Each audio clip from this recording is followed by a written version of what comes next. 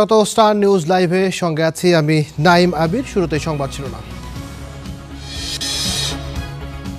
সন্ধ্যায় শপথ নেবেন নতুন রাষ্ট্রপতি মির্জা ফখরুল ইসলাম আলমগীর।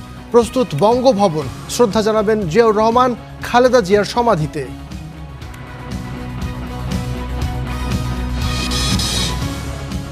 কাটছেই না গ্যাস সংকট। ফিলিং স্টেশনে দীর্ঘ অপেক্ষায় চরম ভোগান্তি। দ্রব্যমূল্যের ঘোড়া ছুটছে লাগামহীন। ক্রেতাদের হাঁসফাঁস। বাজেট সেটা অনেক বেড়ে গেছে। মান্থলি কস্টটা অনেক বেড়ে গেছে। আমাদের মতো যারা স্বল্প আয়ের মানুষ আছে তাদের জন্য আমাদের অ্যাফোর্ডেবিলিটির বাইরে চলে গেছে। ভঙ্গুর অর্থনীতির মধ্যেও শিক্ষাকে সর্বোচ্চ গুরুত্ব দিচ্ছে সরকার। শর্ত পূরণ করলেই জিরো ট্যাক্সের আওতায় আসবে বেসরকারি বিশ্ববিদ্যালয়।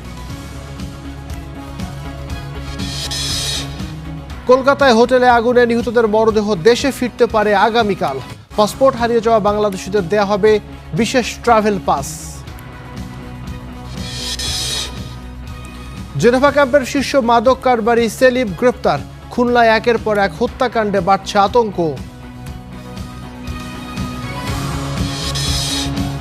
এবং অস্ট্রেলিয়ার বিপক্ষে দ্বিতীয় টেস্টে কাল মাঠে নামবে বাংলাদেশ। সব সেশনে ভালো খেলার প্রত্যয় নাজমুল হোসেন শান্তর।